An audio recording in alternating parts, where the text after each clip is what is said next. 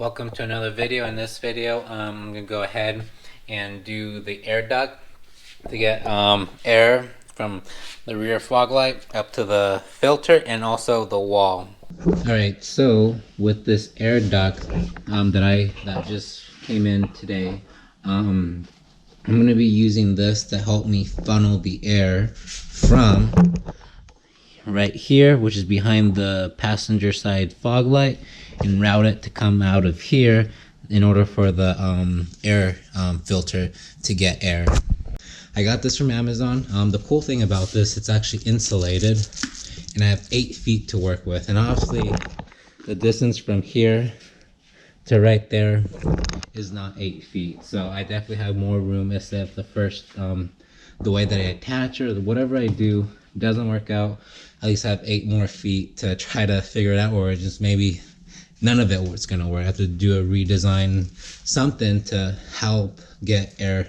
And there's other people out there that have done actually like legit, like really good work, like using actual like carbon fiber. And since I don't have the proper materials or tools to do like a sweet like funnel up to that with carbon fiber or that sort, I'm not gonna be going that route. That's a huge project for me, especially if I have zero equipment on how to do that stuff. So I'm just using this thing that I got from Amazon, $13, so it's worth a try.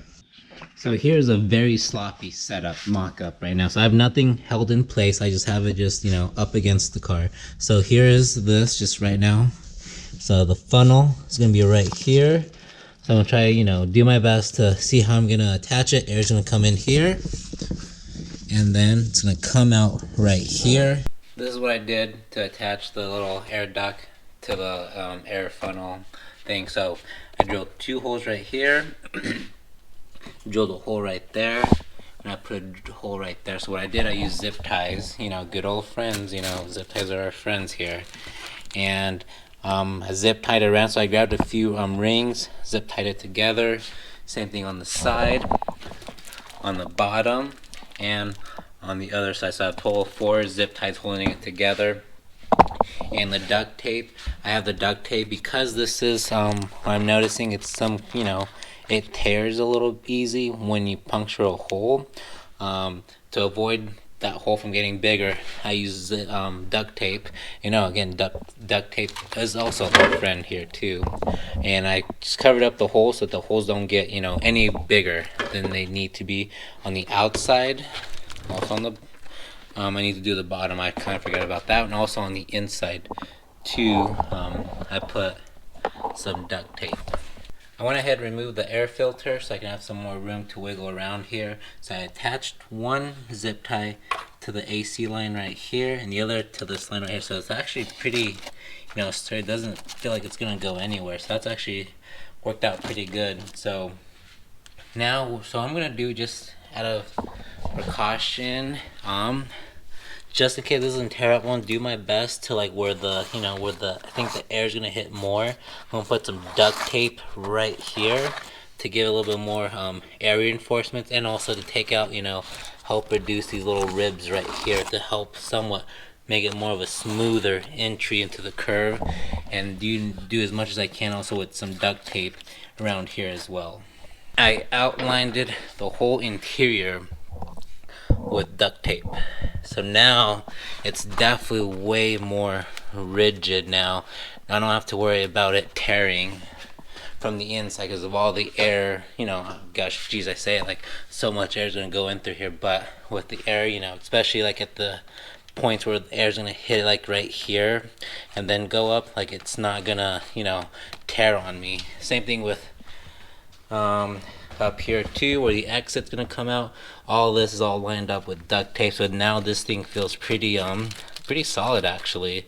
So I'm very happy with how it actually came out for, you know, just MacGyvering this thing. So yeah, so MacGyver, if you're watching this, thank you for your inspiration. Here is with the air filter back on, so definitely the air is coming right here and it's hitting right where the air filter, that's exactly where I want it to be. So this came out pretty dang good, so I'm very happy with the results. After doing several designs here and there, I think I finally narrowed it down to the final design for the wall to separate the air intake from the rest of the engine bay. Right now, this is how it sits. Yes, there's a lot of duct tape, so there's a lot of cutting and adding pieces throughout.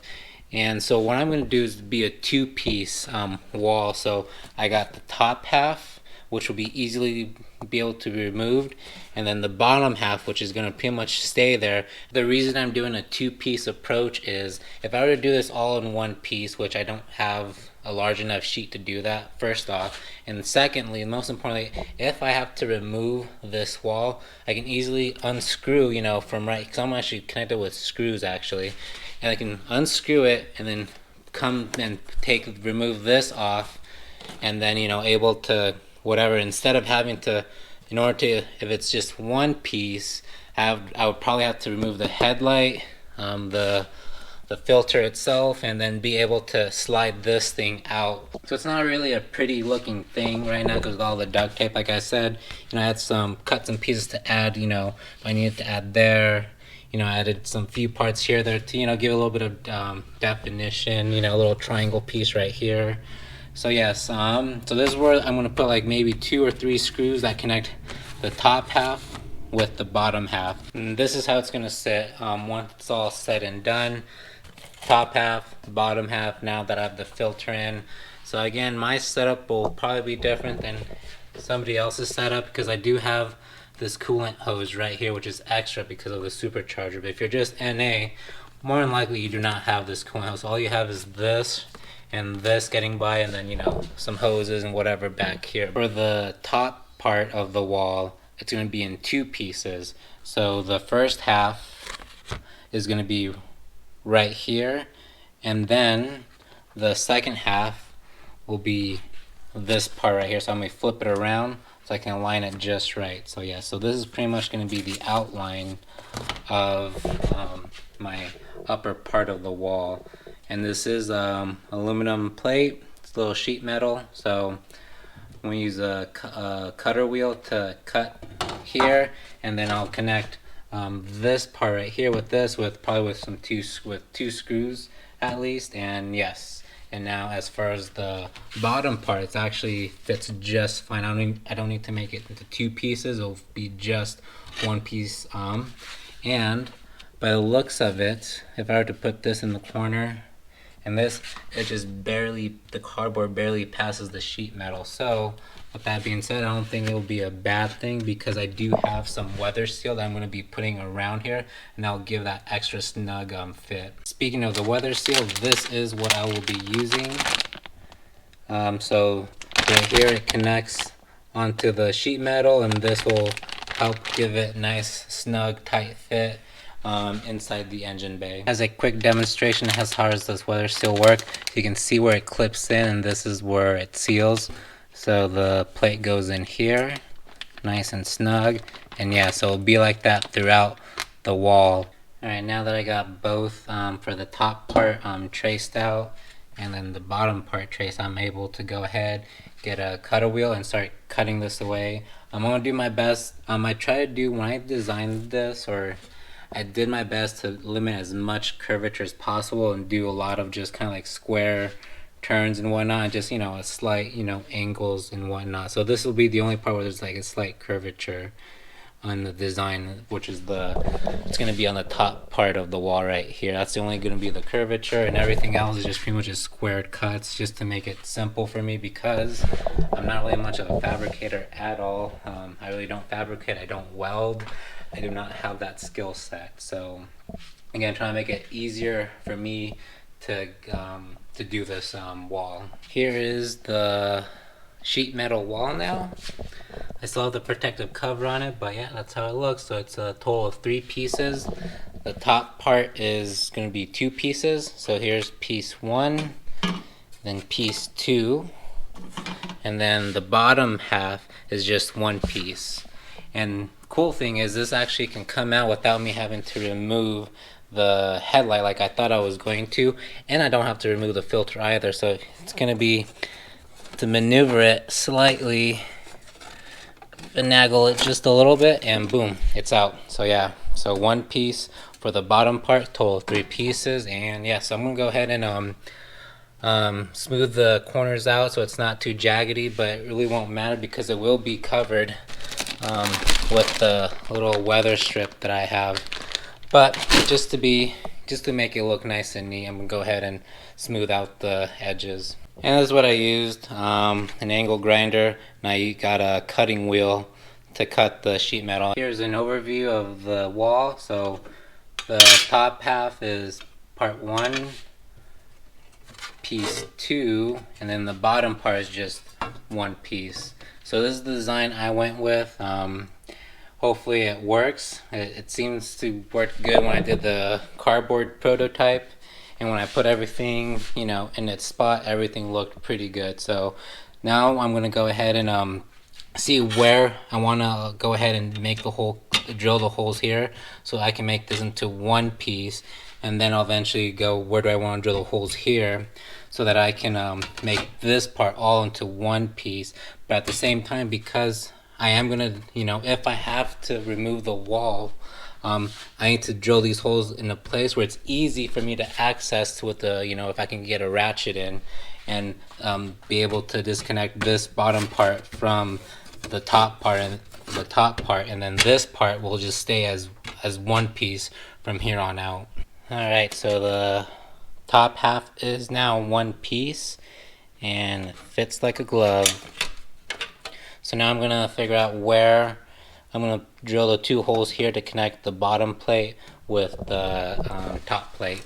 So now it's one piece. Go ahead and cut out the little weather strips and put them per section and see how it looks. Here is the weather stripping throughout the wall. So just something for me to keep in mind is, since this is going to be one piece, I was able to go ahead and have this continuously. Here I broke this up because it was a pretty sharp corner. I was able to get some bends nice and easy. So since this plate will eventually be, if I have to remove it, the weather stripping is not continuous. So it's cut off right here, and it's cut off right here. Because if I have this all in one piece, kind of defeats the purpose of having this as 2 pieces. The passenger side, which is facing the air filter, I'm going to use the heat reflective tape, and on the driver's side I'm going to go ahead and use this a little bit more heavier duty heat reflective shield. So this is a little bit more resistant. So that's what I actually have on the MAF sensor as well. So I'm going to go ahead and make sure that no heat is, that little heat passes over onto this side. Here it is. So the heat reflective side, the little gold plated part, this is where the air filter side is, and on the other side is where the engine bay is. So again, it has that little heavy duty heat reflective layer. Even though before I had the weather stripping, I was able to slide in this bottom part of the plate in nice and easy with the filter on, but because this does make a little bit more bigger, getting it in wasn't as easy having the filter on. So I just went ahead, removed the filter, and then I was able to get this in, and it's nice and snug. There it is. The wall's now installed, just temporarily. I didn't put in the screws just yet because I'm gonna have to remove this again, because I just want to see just how it fits overall. But it fits amazing. So yeah, looks really good on both sides. So I'm gonna do some testing with, as far as like temperature goes. So I'm gonna do one before without the wall, see what the engine bay overall temperature is, and also the air temp because that's produced by the Supercharger, because by the OEM setup it reads the air temperature from right here, but I don't have the temp sensor in here. I have the temp sensor right back here, right where the Supercharger is, because that's the air temperature that's more important than the air that's coming in. Because the air that comes in through here, it's whatever outside temps might be slightly a little bit higher, but when the air comes into here and it goes through the Supercharger, the air tends to heat up, and that's the final air that I want to see, the final air temp that I want to see before it goes into the cylinders. And then the third test will be is adding the vents. So I finally have the vents. The vents are in that box right there. So with the vents now installed, I'm pretty sure the temps in here will probably still be close to the same, maybe a little less, I don't know yet. But here for sure, this is where I really want to see, get this part really nice and cool. So definitely, I do believe it will be less heat here once I have those two vents installed. This video is just basically just doing the wall and the air duct to get the air going through here up to here, and I will do a separate video for just the vents, because I'm pretty sure the vents will take longer. They'll make this video longer, and I don't want to do that. I kind of want to break these videos apart to make them, you know, reasonably short, not too long. In another video, that's when I'll do all the other testing. So I'm not going to do the testing in this video because, again, I don't want to make this video any longer. Thank you for watching. I hope you guys learned something, and hope you guys have a great day.